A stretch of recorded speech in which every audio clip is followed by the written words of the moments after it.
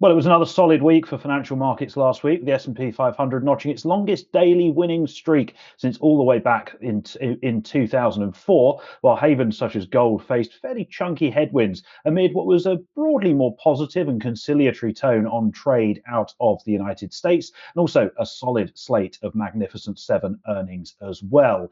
Turning to the week ahead, another busy docket awaits, including four G10 central bank decisions, highlighted, of course, by the FOMC on Wednesday, and then a likely dovish BoE decision on Thursday lunchtime.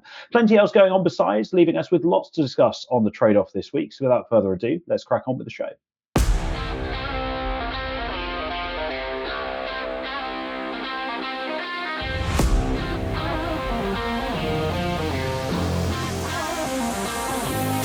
So busy week for markets last week, looking to be another busy week this week. Joining me as always to try and make sense of everything that's going on is my good friend Ryan Littlestone from Forex Live and Forex Analytics. Ryan, a very happy bank holiday Monday afternoon to you. I'll just get that in. If the powers that be at Pepperstone are watching, then please do take note of this level of commitment. And I thought I'd film from home today to show off all the Arsenal memorabilia in the background, just to give you an idea of what a proper football team looks like. Oh, right, yeah. All three things there, are they? Was that the last?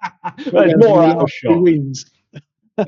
Yeah, well, yeah, lots of stuff here. You can't see my European winning photo that's behind the green screen behind me. So, yeah, maybe one day you'll have one of those. Yeah, maybe, although I'm not sure football's the best subject at the moment after what we did against PSG last week and then what happened against Bournemouth over the weekend. They are firmly in my bad books at this moment in time. Yeah, not mine.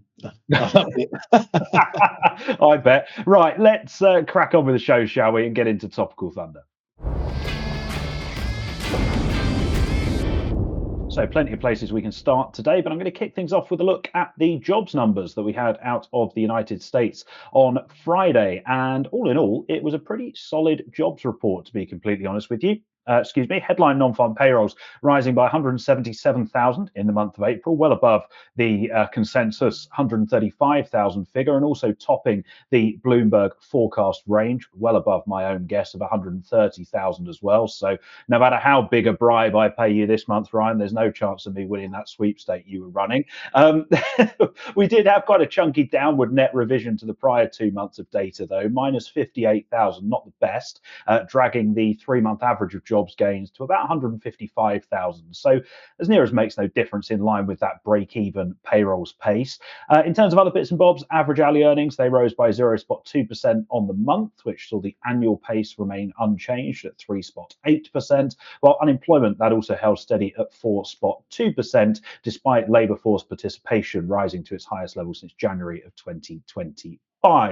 All in all, a pretty solid slate. And if you didn't have an orange bloke in the White House throwing tariffs around aimlessly, then we'd probably be sat here using the word Goldilocks, talking about how the labour market remains in very, very rude health indeed. But of course, we can't really do that this time around. There are significant downside risks that continue to face the labour market, not only by virtue of the tariffs that have been imposed, but also the uncertainty which continues to cloud the economic outlook, and of course the impacts of the DOGE, Department of Government Efficiency cuts, which really have yet to sort of fully feed in to the data just yet. So I think it's very much a case of a slowdown or a weakening in the labour market having been delayed rather than one having been averted entirely. And I guess we ask ourselves that question again: will it be the next report when all of that weakness finally feeds into the data and finally shows up? Now, of course, in the short term, the market took the data very, very positively indeed. Equities advancing to the upside, the S&P notching a 9th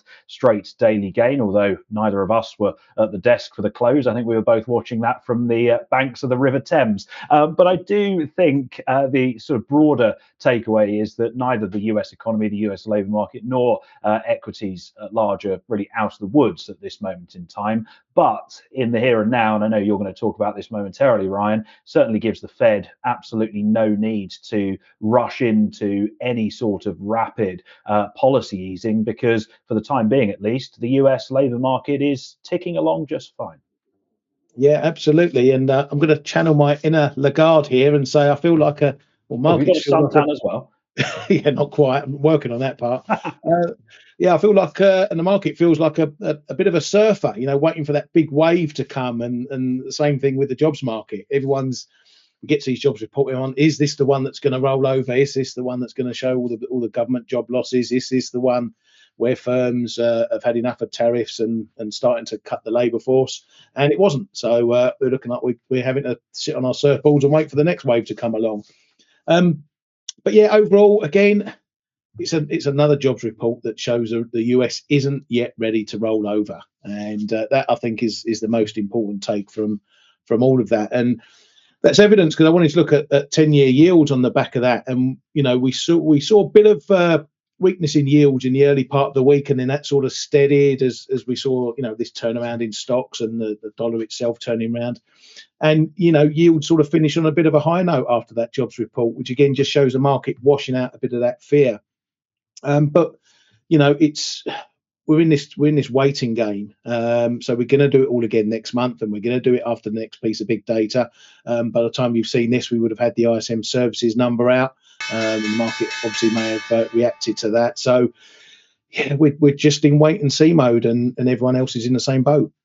Yeah, we absolutely are, and I think it's wait and see mode, but wait and see mode with huge downside risks attached to it. And as a result of that, I think the market will continue to place quite a considerable amount of weight, not just on the non-farm payrolls numbers, which of course the next jobs report is a month away, but also things like the weekly jobless claims data. I mean, we saw last week, for instance, initial claims rose to 240 odd thousand, which is right at the top of the range they've been in for the last sort of 18 months to 2 years. And continuing claims, in the week to the 19th of April, they rose to their highest level since the back end of 2021. So there are signs that things may be starting to soften. And of course, both of those prints are after the survey period for the April jobs data that we were just discussing. But I think the market is going to sort of really be on tenterhooks now every time we get a labour market release out of the United States, whether it be the PMIs, whether it be the jobs data, whether it be the jobless claims figures,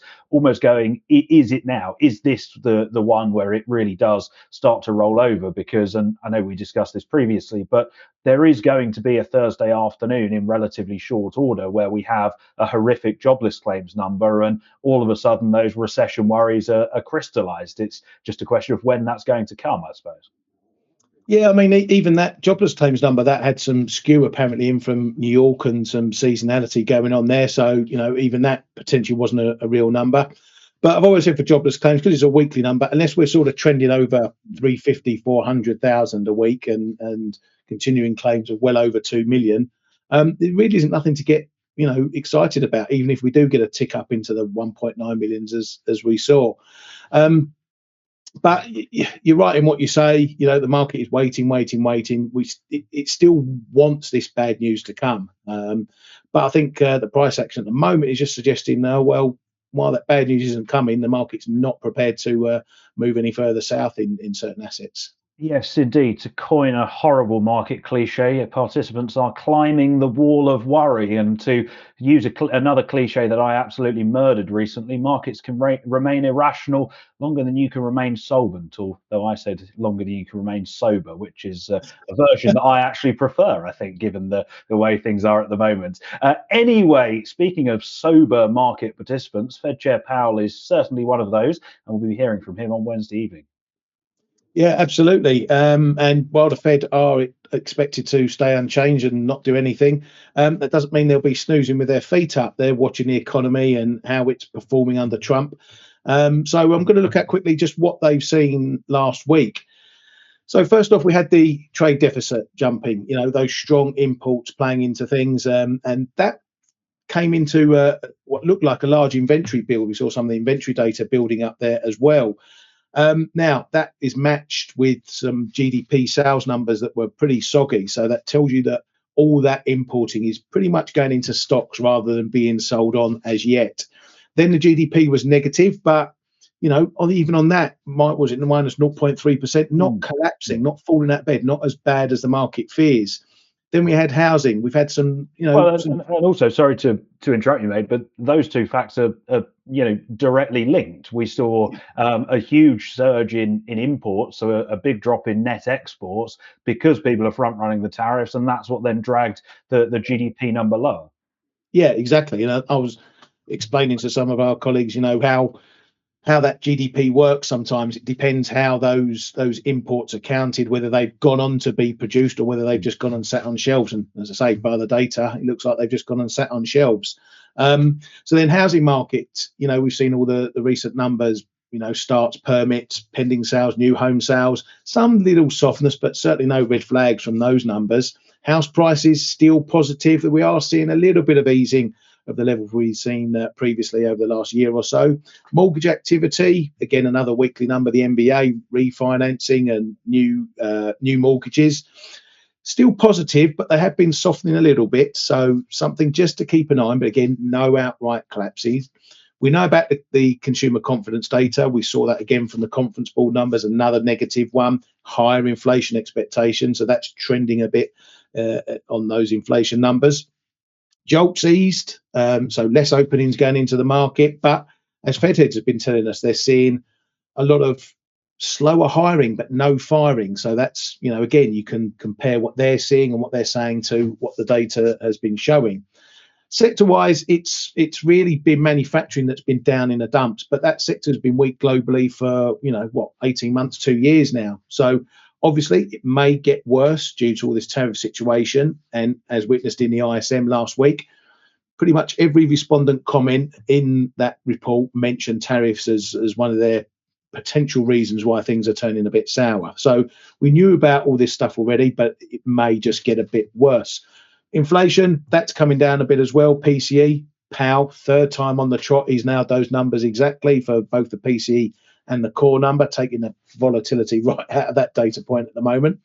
So really for the Fed, it's all about the clock. If we get these wonderful trade deals negotiated in short order, well within the you laugh, well within the biggest and best trade deals that the world has ever seen, World has ever seen, exactly. Bigger, better, harder, whatever he wants to call them. But if we get those done sort of in short shrifted within the remainder of these 90 days, all the uncertainty that we're seeing likely just becomes a bit of a short-term blip to the economy. But with each week that passes without any deals, the worse it's going to get and the bigger effect and the bigger the hole grows for the US economy needing to climb out of later on.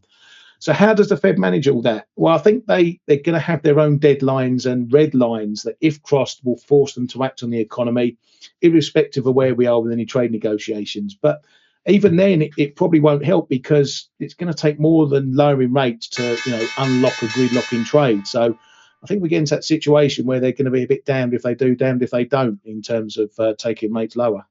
Yeah, they are a bit stuck between a rock and a hard place, to be completely honest with you. And rather than the BoE, who often find themselves in that position of their own making, the Fed are in that position thanks to the making of someone else. And as you say, to be completely honest with you, you could set the Fed funds rate at 0 or 1%. But if there's a 145% tariff on imports coming from China, people aren't suddenly going to go and import again just because the Fed funds rate is low. Yeah, fine, it may ease some stresses elsewhere, but it's not a sort of silver bullet. So no, I completely agree with your assessment. I think we'll see very much a sort of status quo decision from the FOMC this week, picking up and flagging the elevated risks of, well, how they're terming it, the dual mandate goals coming into conflict, which is a fancy way of saying stagflation, basically. But certainly they're not going to be drawn on anything in terms of rates anytime soon. And I was thinking about this earlier on. I would say that any cuts before the end of summer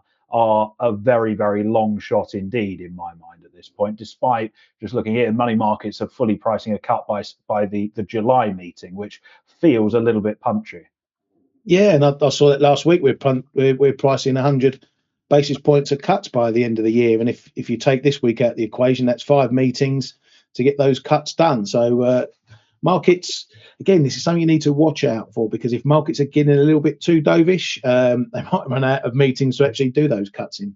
Yes, absolutely. And I think markets are probably a little bit dovish, focusing more on the downside growth risks of tariffs as opposed to the upside inflation risks that they bring, which is obviously something the Fed also need to weigh up. But we discussed this before, and this brings us on nicely to the BOE actually, that the job of central banks in the rest of the world is considerably easier than that of the Fed and policymakers in the United States. And I'm talking and talking and talking, hoping that the graphics will move on eventually, but apparently they're not going to. So we may as well just get into the BOE anyway. Oh, there we are, because the MPC is set to deliver their second cut of 2025 on Thursday, which will also mark the fourth rate cut of the cycle. It is pretty much nailed on that bank rates will be cut by 25 basis points to 4.25%. But this has been the case for the BOE for some time now. Bigger question marks will fall around the guidance that they issue accompanying that policy decision, and also the vote split, as in the 9-member Monetary Policy Committee, who votes for what. To tackle that vote split, first of all, I think it's very, very unlikely that anyone prefers rates to remain unchanged at this meeting. I think there is a clear consensus and clear majority on the MPC that they all want to be bringing bank rate lower this time around. The dissent, therefore, is likely to centre on whether any policymakers favour a larger 50 basis point move. External MPC member Dingra has been uber dovish for some time now, focusing on the downside growth risks facing the UK economy, and it does seem likely that she will indeed dissent in favour of that larger rate cut. The question then is, does anyone else join her? Well, we've already had Catherine Mann dissent in favour of a 50 bip cut earlier in the year at the February meeting. That dissent was a very complicated one that was supposedly around sending a signal over forceful policy transmission and the appropriate level that rates should be at, as opposed to any sort of signal on the direction or pace of travel. So I think it's probably anyone's guess what she does. But you also have external member Taylor, who has been sounding quite dovish recently as well. So my money is on a 7-2 vote split in favour of a 25 bip cut, with Dingra and one other dissenting in favour of 50 basis points. Now, the MPC's guidance is also going to be in sharp focus at the May MPC meeting. And the reason for this is because it seems increasingly likely that the bank are going to look to potentially open the door to a faster pace of rate cuts. And this comes off the back of what has been a pretty disastrous slate of economic data here in the UK recently on the growth perspective, with the PMI figures falling to well over 2-year lows across the board, but also amid a much lower and softer than expected inflation profile during the first quarter. Yes, CPI is still well above 2%, and services CPI is near 5%, but both of those are considerably lower than the MPC had expected in their February forecast round, and both of those are also now going to be subject to the disinflationary impulse that we see as a result of tariffs. And Governor Bailey actually gave an interview recently in Washington, D.C., where he was saying that the bank are focused on what he called the growth shock caused by tariffs, as opposed to being focused on the inflation side of the equation. Now, in terms of the bank's guidance, there are two ways that they can tweak things. They have been using the line gradual and careful for quite some time now to describe the pace of policy easing. Very simply, if you take that out or if you change that, then that is a very, very dovish signal to financial markets. The MPC may also look to change the wording around their policy guidance when it comes to the level of restriction. Again, for some time now, they've been saying that policy must remain restrictive for sufficiently long in order to reduce the risk of persistent price pressures within the economy. Again, if you change that, then that is another dovish signal opening the door to a much faster pace of easing.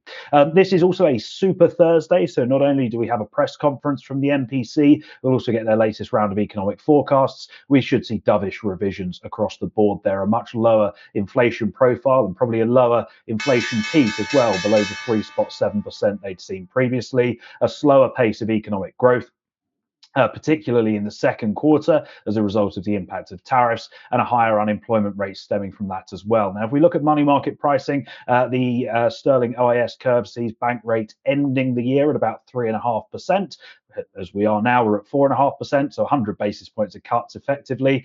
In my mind, given the data here in the UK, given how tariffs have shifted the outlook, and given what we've heard from Governor Bailey recently, I'm going to say that feels about fair. And at this point, I can see them going May, June, August, September, and then taking a pause in September when we're back at 3.5%, providing, of course, that the inflation side of the equation behaves itself. But they're going to be doving it up on Threadneedle Street, I would imagine.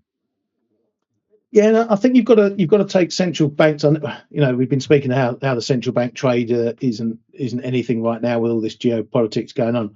But I think you still have to keep an eye on things. And the banks like the Bank of England, the Fed, RBA, who have still got rates well above 4%, you have to take it as if you didn't have all this Trump stuff, what would they be doing with rates on the economy as it stands? And like you said at the start, likely the BoE will be cutting at a much faster rate.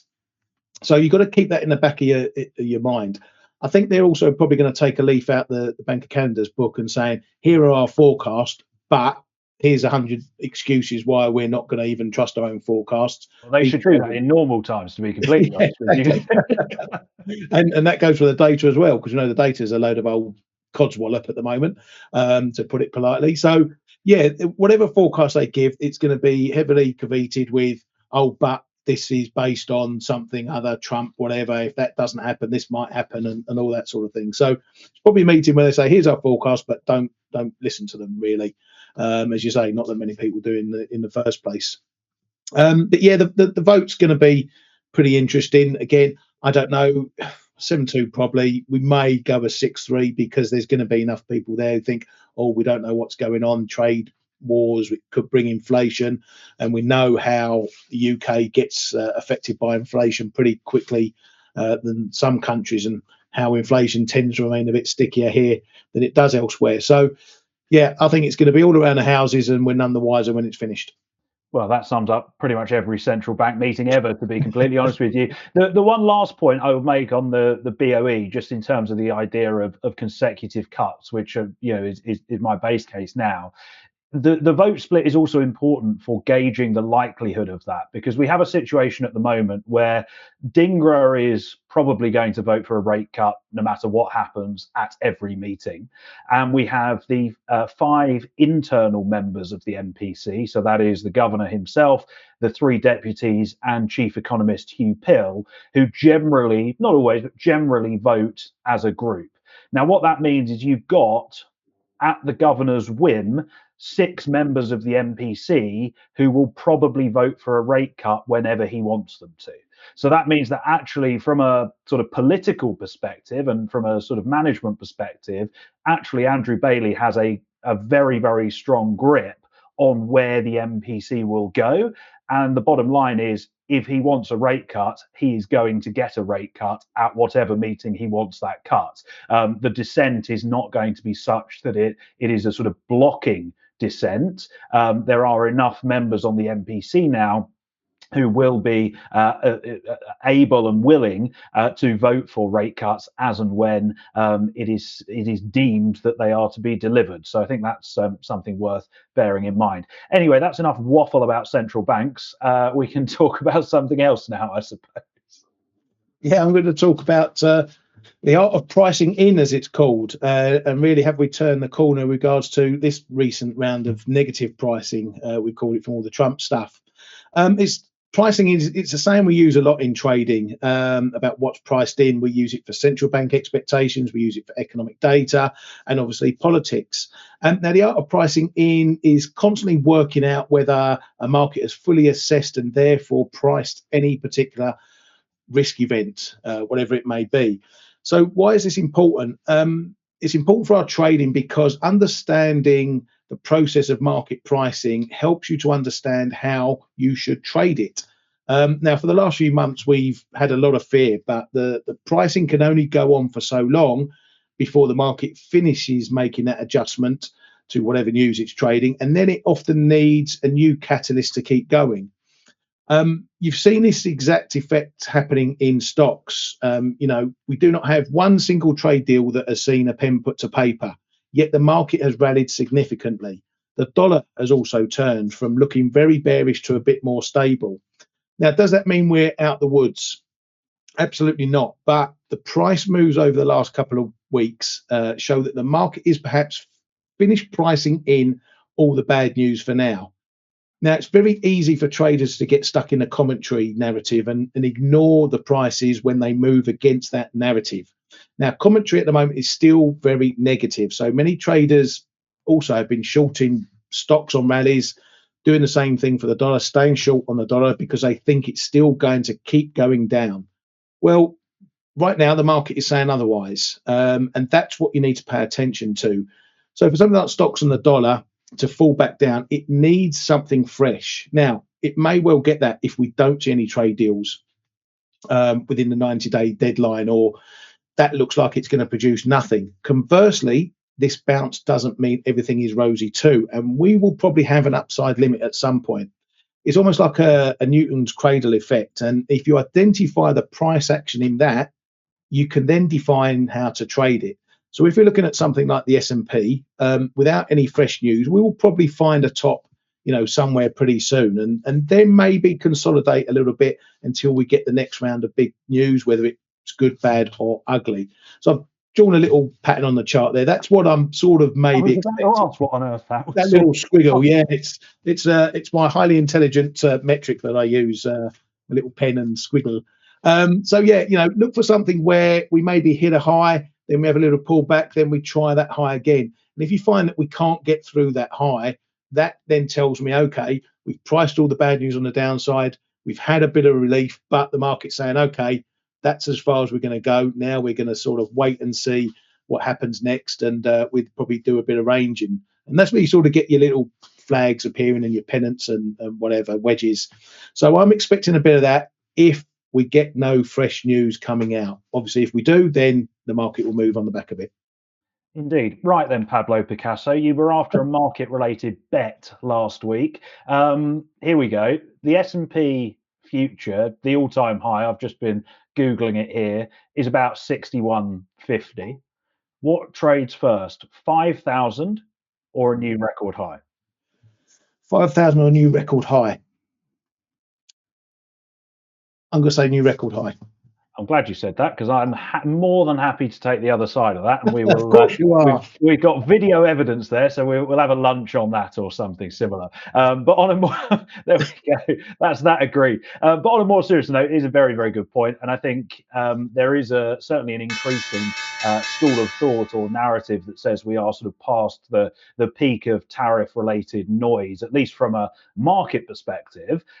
It's now a case of investors saying, okay, well, what impact is this going to have on the economy, or when, or indeed if those trade deals are going to be struck, et cetera, et cetera, et cetera. The story has sort of evolved from one of, oh my God, tariffs, it's all very, very uncertain, get out of any risky position at all, to one where marginally calmer heads are prevailing. But as you rightly say, we are certainly not out of the woods, particularly on the trade front. Trump now talking about a 100% tariff on films not made in Hollywood.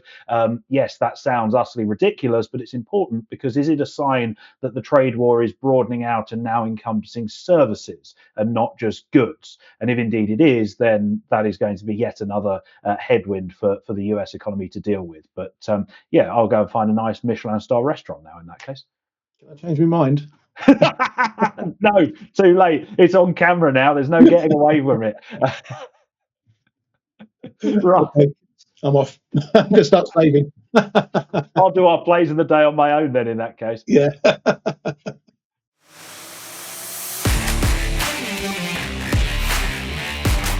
Right then, our plays of the day this week, I am going to be looking at gold. Now, don't worry, I haven't gone mad. I know this is the same chart I showed you last week, just with 5 extra bars on it. But I thought it'd be worth revisiting the idea, because spot gold remains, well, just to the upside actually as I speak, of this $3,200 to $3,300 region, which we flagged as key support last week. Now, there is, of course, still a significant case out there for haven demand, as we alluded to a moment ago. But I do think it's just worth flagging that buyers out of Asia appear to have somewhat gone into hiding over the last week or so. Now, of course, China has been closed, but this is just a little bit of a warning sign, given how much of the recent rally has been fueled by demand out of Asia. If buying flows there are starting to dry up, then that is something certainly worth considering. Nevertheless, for me, I am still happy to be buying on dips here. I think $3,200 an ounce is my line in the sand to the downside. A close below which would likely give the bears the upper hand, would make me reconsider that view, and would put the bearish target in view, which is the 50-day moving average, which is down at around $3,100 an ounce. But for the time being, gold is, well, starting to find its shine once more as the new week gets underway, and perhaps bullion salad days are coming back once again. Ryan, speaking of Asia, you're going for dollar China this week. I thought you were going to get through your whole play of the day without a silly pun, but obviously not. Never. You had to slip one in there in the end. Oh, God, it's like buses. You wait for one and then you get two at once. Anyway, I'm looking at dollar China, and my last topic was speaking about how things get repriced, and this is a pair that's undergoing just that. There's more signs of easing tensions between Trump and China. It's seen CNH, the one, gaining quite significantly, but again, we're no closer to a deal than we were before. So I think if this carries on much further, I'm going to look to maybe start buying it if there's no real news to match this moves at the moment. I also think that while trade is a big deal, there's more fights to come with China even after any trade deal was negotiated, meaning potentially more weakness for the yuan. So this is a trade I was actually looking at last week. I was eyeing the sort of 720, 721 level as a potential place to maybe start nibbling some longs. But as we've already broken there, I'm leaving that well alone, and I'm going to sort of set my sights a bit lower. So 711, 712 is looking like the area that I want to start getting in at. We've got a couple of old fibs there, and some new fibs too. So I'm a bit of a zone for me as well. So I'm going to start looking there to maybe picking up some longs and see if the news plays ball. Good stuff. Certainly yuan to watch there.